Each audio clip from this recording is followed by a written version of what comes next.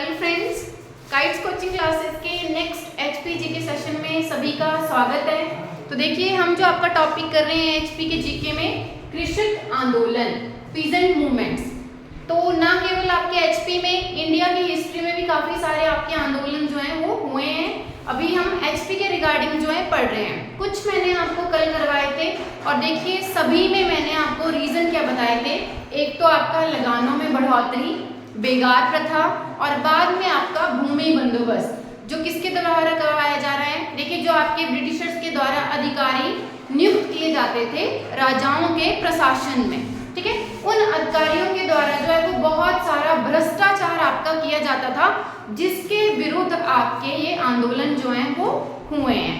और दूसरा रीजन आपका क्या रहता है, देखिए इन आंदोलनों के पीछे कि भूमि बंदोबस्त जब किया जा रहा है तो लोगों को समझ में नहीं आती है कि ये जो बंदोबस्त किए जा रहे हैं उनका उनकी ज़मीनों के ऊपर क्या प्रभाव पड़ेगा।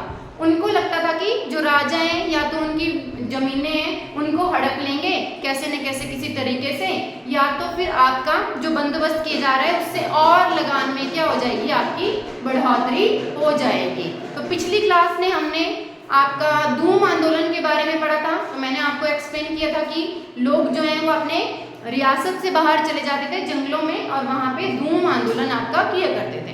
तो चलिए अगली क्लास आपकी शुरू करते हैं।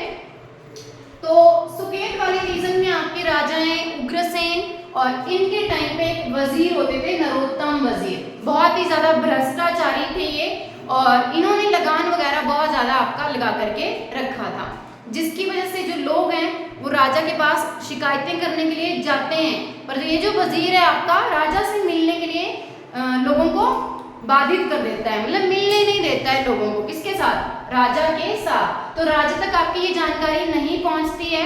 और उस टाइम पे देखिए राजा का जो बेटा है नाम है रुद्रसेन, वो भी खुद उस वजीर के अपोजिशन में खड़े होते हैं कि जो वजीर है वो अच्छे काम नहीं कर रहे हैं, प्रशासन को अच्छे से जो है वो नहीं चला रहा है।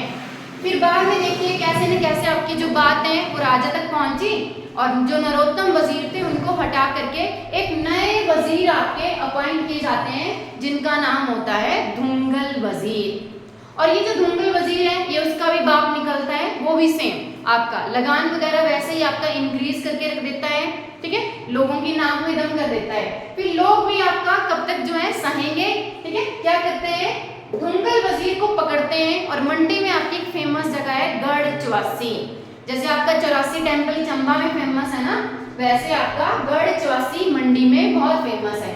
यहाँ पर क्या करते हैं, धुंगल वजीर को 12 दिनों के लिए कैद कर देते हैं। और जब ये बात आपकी फिर से राजा के पास पहुंचती है तो राजा क्या करते हैं, आपके जो उस टाइम पे ब्रिटिशर्स के जो आपके अधिकारी होते थे, सुकेत वाला जो रीजन है आपका सुपरिंटेंडेंट के अधीन होता था, उनको बुलाते हैं और सेना के द्वारा जो है आंदोलनकारियों को उनको दबाते हैं, ठीक है। फिर देखिए अगेन आपका राजा रुद्रसेन खुद जो है वो गद्दी पे बैठते हैं और उस टाइम पे भी आपके वजीर क्या रहते हैं, धुंगल वजीर है। तो फिर से वही सिस्टम चलता है आपका कि लगानों में बढ़ोतरी, फिर आंदोलन हो रहा है। फिर क्या करेंगे कि आपका बीच में ना उन दोनों तरफ से बातें सुनी जाएंगी और लगानों में थोड़ा बहुत आपका कटौती की जाएगी और इस तरह से आपका ये जो आंदोलन है फिर शांत होता है।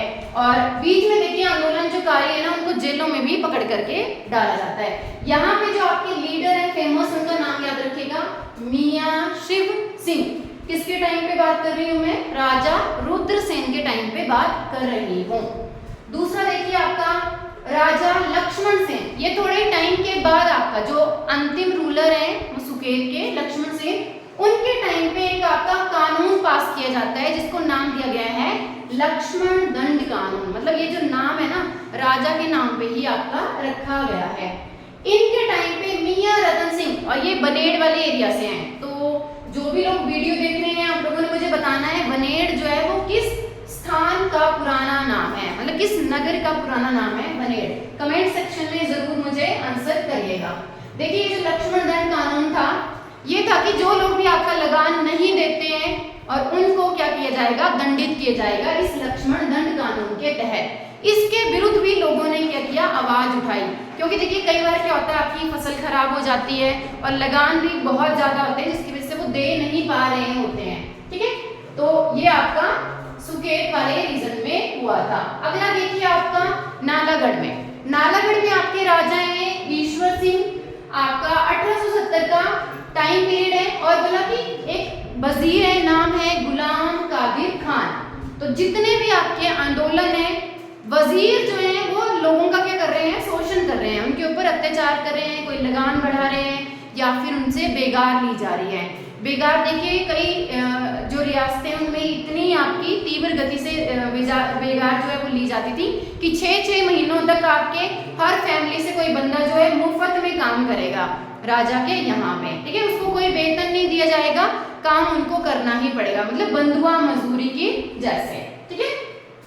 अगला देखिए नालागढ़ में राजा जोगिंदर सिंह के टाइम पे, और आपका इस टाइम पे वर्ष कौन सा है, 1918।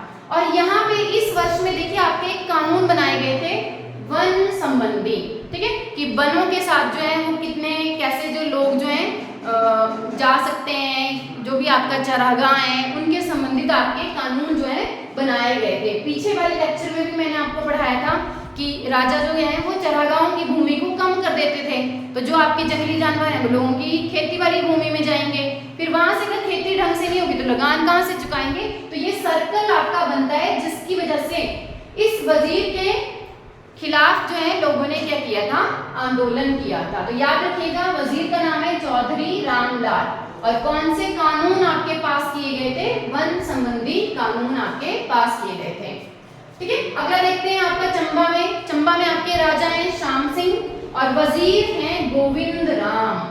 अब देखिए यहाँ पर आपकी ना जो बेगार है वो बहुत ही ज्यादा, जैसे बोलते हैं ना, क्रूर वे में आपकी ली जा रही थी, बहुत ही सख्ती से ली जा रही थी। तो चंबा में ना आपकी भटियात तहसील है, काफी उपजाऊ है, ठीक है। तो ऑब्वियसली जो एरिया आपके उपजाऊ होते हैं उन लोगों को नए नए कानूनों से दिक्कत होती है, और खास तौर पे अगर वो कानून लोगों का शोषण कर रहे हैं तब तो और भी ज्यादा। तो भटियात क्षेत्र में आपका ये आंदोलन जो है वो शुरू होता है, और यहाँ पे आपका एक फेमस गांव है बलाना गांव, ठीक है। बलाना गांव में 3 आपके लीडर है, लारजा, बस्सी और बिल्लू। इनको क्या किया जाता है, आपका बंदी बना लिया जाता है और बाद में इनको दंड दिया जाता है। तो याद रखिएगा कि चंबा में राजा है श्याम सिंह, और भटियात तहसील के यानी कि भटियात क्षेत्र के जो लोग हैं वो आपके बेगार के विरुद्ध जो है आंदोलन करते हैं, ठीक है। चलिए नेक्स्ट देखते हैं आपका बिलासपुर। बिलासपुर के अंतिम राजा हैं, नाम है राजा अनंत चंद। आपने इनके बारे में और जानकारी भी सुन रखी होगी, जैसे कि ये लोकसभा और राज्यसभा दोनों में पार्टिसिपेट करने वाले सदस्य थे हिमाचल से। और क्या जानकारी है इनके बारे में, देखिए अनंत चंद जो है आपके वो खुद, जब बिलासपुर आपका क्या रहता है, एक पार्ट सी स्टेट रहता है, तो उसके मुख्य तो नहीं बोलेंगे, आयुक्त जो है वो बनाए जाते हैं, ठीक है। और जो आपका भाखड़ावन जो बनाया गया था वो भी इन्हीं के टाइम पे आपका प्रस्तावित हुआ था, ठीक है। तो देखिए वर्ष 1930, ये क्वेश्चन आपका ना बहुत बार रिपीट हुआ है, क्यों, इस आंदोलन की वजह से। आंदोलन का नाम है डांडरा। अब ये डांडरा कहाँ से आया, तो हुआ क्या कि आपका जो बिलासपुर है उसमें भूमि बंदोबस्त आपका चल रहा था, ठीक है। जैसे वो नाप नपाई पैमाइश करते हैं, सेम चीज आपकी चल रही थी। तो यहाँ पर बहादुरपुर जो आपकी धार है, आपने सुना होगा 7 धारों का कहलूर, बिलासपुर को 7 धारों का कहलूर कहा जाता है। तो उसमें आपकी बहादुरपुर जो धार है, वहां के लोगों ने जो है इस भूमि बंदोबस्त के विरुद्ध क्या किया था, आपका विद्रोह जो है किया था, आंदोलन जो है चलाया था। फिर बाद में क्या होता है कि ये जो गांव के लोग होते हैं ना, एक नमहोल गांव है, वहां पे मेले में इकट्ठे हुए होते हैं, ठीक है।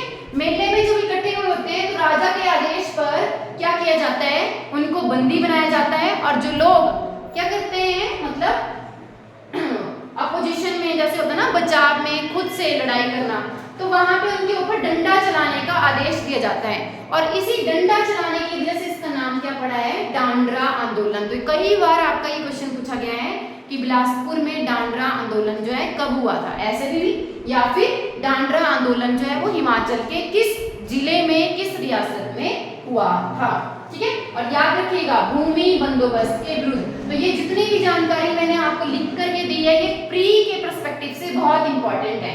आपको नाम याद होने चाहिए, राजाओं के नाम याद होने चाहिए, वर्ष याद होने चाहिए, और अगर कोई संबंधित लीडर है तो वो भी, ठीक है। नेक्स्ट देखते हैं आपके राजा भवानी सेन, जो कि मंडी, देखिए मंडी आपकी अलग है, सुकेत अलग है। सुकेत रियासत आपकी पहले बनी है, मंडी आपकी बाद में फाउंड हुई है, ठीक है। तो मंडी में राजा है भवानी सेन और वर्ष है आपका 1909। अब यहाँ पे आपके एक वजीर है, बहुत फेमस है, वजीर जीवानंद पाधा। ये तो बहुत ही ज्यादा लेवल का क्या होता है, भ्रष्टाचारी होता है। इवन ये गांव के लोगों से ना गिफ्ट भी लेता था। गिफ्ट कैसे, कभी किसी से बकरी मांग लेनी, ठीक है, कभी किसी से कोई जो खाने वाली चीजें होती हैं वो ले जाने, जैसे आपने देखा होगा लोग ले जाते हैं कद्दू घिया, ऐसे टाइप ऑफ, समझ में आ गया। तो बहुत ही ज्यादा भ्रष्टाचारी टाइप का था ये। तो होता क्या है कि इसने भी जो कर है ना वो बहुत ज्यादा आपके लगा करके रखे थे, लोगों का शोषण कर रहा था। और उसी टाइम पे जो ब्रिटिश जो आपकी सेना है उसका रिटायर्ड एक आपका सूबेदार जिसका नाम है शोभाराम, ये रिटायर होके आता है अपने गांव में, मतलब मंडी में आता है वापस, और ये देखता है कि यहाँ पे तो लोगों के साथ बहुत ज्यादा अत्याचार जो है वो किए जा रहे हैं, ठीक है। और ये शोभाराम कौन सी जगह को बिलोंग करते हैं, सरकाघाट को। तो आपने सुना होगा सरकाघाट मंडी डिस्ट्रिक्ट में ही आपका पड़ता है। ये क्या करते हैं शोभाराम जी, ये बोलते हैं कि किसी ना किसी को तो राजा से बात करनी पड़ेगी। तो ये 20 लोगों का गुट बनाते हैं और चलते हैं राजा के पास। पर ये जीवानंद पाधा बहुत ही चालाक होता है, ये इनको पहुंचने ही नहीं देता है राजा के पास। फिर दोबारा शोभाराम कोई नया दिन तय करते हैं और 300 लोगों के साथ जो है फिर से राजा से मिलने के लिए चलते हैं। बट फिर भी आपका वो राजा से मिलने नहीं देते हैं उनको। तो स्टार्टिंग जब इन्होंने करी थी तो बहुत कम लोग जो है इनके साथ जुड़े थे। फाइनली ये बोलते हैं, डेट तय कर देते हैं, मतलब मंडी में सभी लोगों को ये घोषणा कर देते हैं कि मैं इस तारीख को मंडी में आपका प्रॉपर जो टाउन है वहां पे जाके क्या करूंगा, मतलब आंदोलन करूंगा और राजा को हमारी बातें, हमारी मांगे जो है वो सुननी पड़ेगी। और बोलते हैं कि उस टाइम पे देखिए जो शोभाराम है इनके साथ 20,000 लोग आपके जुड़ जाते हैं। तो सोचिए एक कॉमन मैन के साथ जब 20,000 लोग खड़े हो जाएंगे तो उस आंदोलन का लेवल कितना होगा, ठीक है। तो यहाँ पे आपकी ना एक कहावत फेमस है। फेमस कहावत क्या है कि हुकुम शोभाराम का और प्रशासन किसका चल रहा है, भवानी सेन का। तो भवानी सेन उन टाइम पे आपके क्या है, रूलर है, और शोभाराम क्या है उस टाइम पे कॉमन मैन है। तो वो हुक्म दे रहे हैं, आदेश दे रहे हैं और 20,000 लोग आपके इकट्ठे हो गए थे, ठीक है। अब देखिए इसी टाइम पे आपका जो वो चल रहा था एक बंदोबस्त, उसके तहसीलदार थे हरकदेव। तो लोग क्या करते हैं, इस हरकदेव को पकड़ करके बुरी तरह से मारपीट करते हैं और इसका पैमाइश का जो सामान होता है, आपने देखा होगा जो पटवारी कानून वगैरह होते हैं ना, वो अपने साथ फीते लेके चलते हैं, ठीक है, बहुत सारे। तो उसको इन्होंने तोड़ दिया, लोगों ने जो आंदोलन कर रहे थे बहुत बुरी तरह से मारा पीटा। फिर एंड में जो राजा है आपका वो वजीर को चेंज कर देता है, वजीर आपका बनकर के आता है इंद्र सिंह। तो कुछ टाइम के लिए तो ये शांत रहता है, फिर बाद में इसका भी वैसा ही रवैया रहता है, ठीक है। और बहुत सारे लोगों को जो है बाद में इस आंदोलन में जेलों में भेज दिया जाता है, क्योंकि मंडी के जो राजा है वो आपके कमिश्नर को बुलाते हैं, बात करते हैं कांगड़ा के कमिश्नर से, और जो आपके हिल स्टेट के जो उस टाइम पे अधिकारी होते हैं टॉप लेवल के, ठीक है। फिर मंडी में देखिए बाद में सितंबर के मंथ में बल वाला क्षेत्र, आपको पता है हिमाचल में जो बल घाटी है वो सबसे उपजाऊ घाटी है। अच्छा अभी करंट में ना आपका बल घाटी में ना एक प्रोजेक्ट जो है, ठीक है, ग्रीन फील्ड आपका प्रोजेक्ट जो है प्रस्तावित हुआ है। तो आप लोगों ने मुझे कमेंट सेक्शन में बताना है कि बल में आपका क्या प्रस्तावित हुआ है। और अभी भी बल घाटी के जो लोग हैं क्या कर रहे हैं, प्रोटेस्ट कर रहे हैं, मतलब जो आपका प्रोजेक्ट है वो 2-3 सालों से प्रस्तावित हुआ है और अभी भी उसके बनने का कोई नामो निशान है नहीं। तो ऑब्वियसली जहां आपकी जमीन अच्छी होगी, एग्रीकल्चर अच्छा होगा और वहां पे कोई ऐसे प्रोजेक्ट लाए जाएंगे तो लोग जो है प्रोटेस्ट तो करते ही हैं, ठीक है। देख लेते हैं कि जो बल क्षेत्र है वहां पे बड़सू गांव का जो लीडर होता है नाम है सिद्धू खराड़ा, ये जो है आपका आंदोलन करता है, ठीक है। तो आपको पता है बल क्षेत्र उपजाऊ है, यहाँ पे अगर कोई आपका जैसे कि वो करेंगे, लगान बढ़ा देंगे, कुछ भी करेंगे तो लोग क्या करेंगे, आंदोलन करेंगे, ठीक है।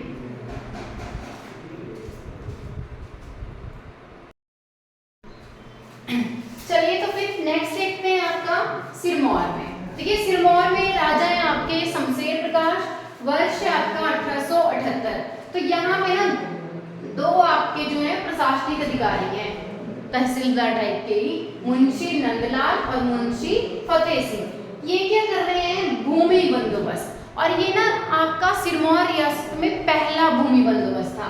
तो आपको पता है नई नई चीजें जब होती हैं तो लोगों को समझ में नहीं आती है, लोग सोचने लगे पता नहीं क्या जमीन को क्या कर रहे हैं, हिसाब किताब, हमारी जमीन को काट पीट के छोटा बड़ा कर देंगे कागजों में, समझ में आ रहा है। तो इसके विरुद्ध लोगों ने क्या किया, आपका विद्रोह कर दिया। और कहाँ के लोगों ने किया था, तो संगड़ा क्षेत्र में आपके लंबरदार, आपको पता है लंबरदार वो लोग होते हैं जो लैंड लॉर्ड टाइप के होते हैं, जिनके पास बड़ी बड़ी जमीनें होती हैं। तो ऑब्वियसली ऐसे लोग तो सोचेंगे हमारी जमीनों को काट करके किसी और को ना दे दें, ठीक है। तो दो लोग हैं, नाम है अछू और प्रीतम सिंह, ये करते हैं आंदोलन। तो इसमें आपका ये इंपॉर्टेंट है, बाद में आपका इस आंदोलन को दबा दिया जाता है, अंग्रेजों के साथ बात करते हैं। मतलब सभी में क्या है, सारी की सारी सेम स्टोरी है।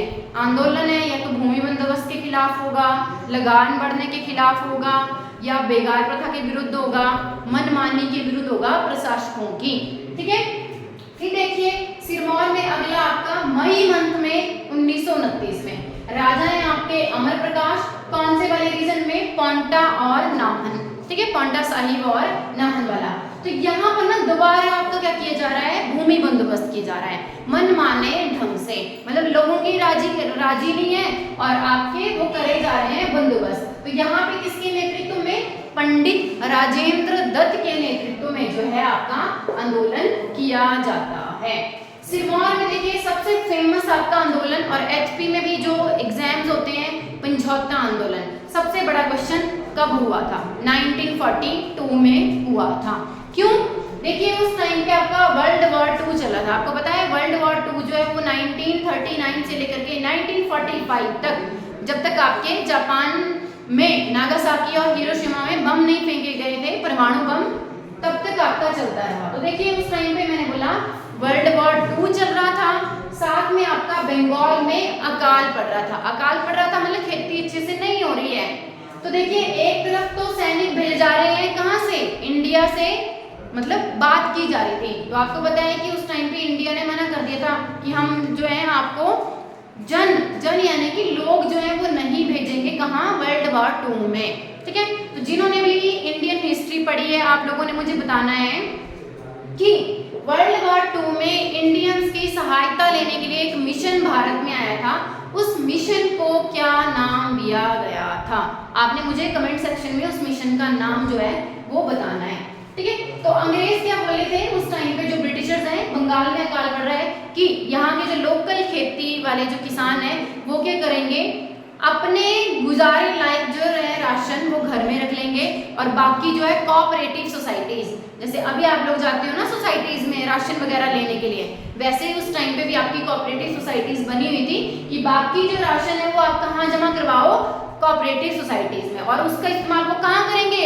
वर्ल्ड वॉर 2 में जो वो सैनिक उन्होंने लगा के रखे हैं उनको फीड करने के लिए लगाएंगे, समझ में आ रहा है। तो एक तो आपका ऑलरेडी अकाल पड़ रहा है, और इधर से भी बोले हैं कि जो एक्स्ट्रा है उसको कहाँ डाल दो, कोऑपरेटिव सोसाइटी में, और बोला दाम भी कैसे देंगे, जितने हमारा मन करेगा, ठीक है। आपने सुना होगा MSP, है ना, काफी न्यूज में रहता है। तो बोला दाम भी कौन देंगे, हम देंगे, अपनी मर्जी का दाम देंगे। तो लोग क्यों देंगे भाई, लोगों की तो अपनी फसलें हैं, वो क्यों देंगे, ठीक है, और दाम भी अपनी मर्जी के देंगे, कौन, ब्रिटिशर्स। तो क्या हुआ, इसी सबके विरुद्ध टपरौली गांव, अक्टूबर 1942 में कुछ लोग इकट्ठे होते हैं, किसान लोग, और वो एक किसान सभा का गठन करते हैं जिसका नाम दिया गया समझौता किसान सभा।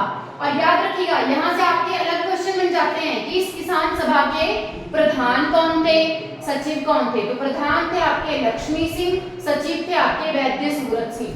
इसके अलावा आपके और कौन कौन से लोग थे, मैं आपको नाम बता देती हूँ, मियाँ चुंचू, मदन सिंह, गुलाब सिंह, अतर सिंह, ये कुछ फेमस लोग हैं आपके जो समझौता किसान सभा से आपके संबंधित हैं, या सीधा सा बोले तो समझौता आंदोलन से आपके संबंधित हैं। डायरेक्ट क्वेश्चन भी आता है कि निम्नलिखित में से ये जो आपके लोग हैं, वो किसान जो हैं वो किस आंदोलन से संबंधित हैं, समझौता आंदोलन से। आपको डिफरेंट आंदोलनों के नाम दे दिए जाएंगे नीचे, और आपको टिक करना पड़ेगा, ठीक है। और उस टाइम पे देखिए रूलर कौन है आपके, राजा राजेंद्र प्रकाश, ठीक है। तो ये लोग जो है फिर समझौता आंदोलन जो है करते हैं।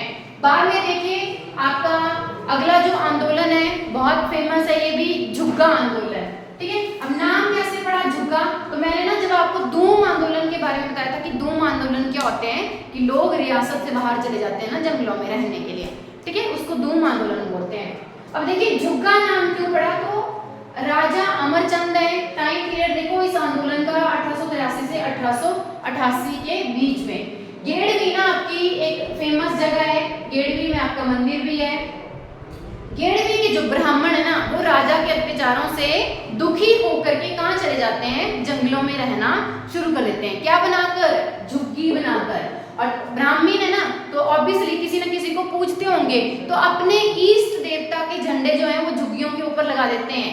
बाद में क्या होता है कि जो राजा के जो सैनिक हैं वहां जंगलों में भी जो उनकी झुग्गियां हैं ना उनको तोड़ते हैं, इष्ट देवता के जो आपके झंडे हैं उनको उखाड़ करके फेंक देते हैं।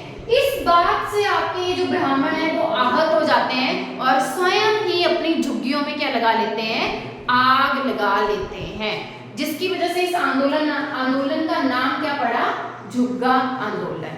ठीक है, तो देखिए आप लोगों को मैंने सारे के सारे जो किसान आंदोलन है एचपी में जो हुए हैं बारी बारी मैंने आपको करवा दिए। कल वाले लेक्चर में हम आपके देखेंगे कौन से जो स्वतंत्रता आंदोलन है। तो आशा करती हूँ आपको लेक्चर पसंद आ रहे होंगे, तो वीडियो को लाइक कीजिए, ज़्यादा से ज़्यादा शेयर करिए और काइट्स कोचिंग क्लासेस का जो आपका यूट्यूब चैनल है उसको सब्सक्राइब भी करिए। Thank you.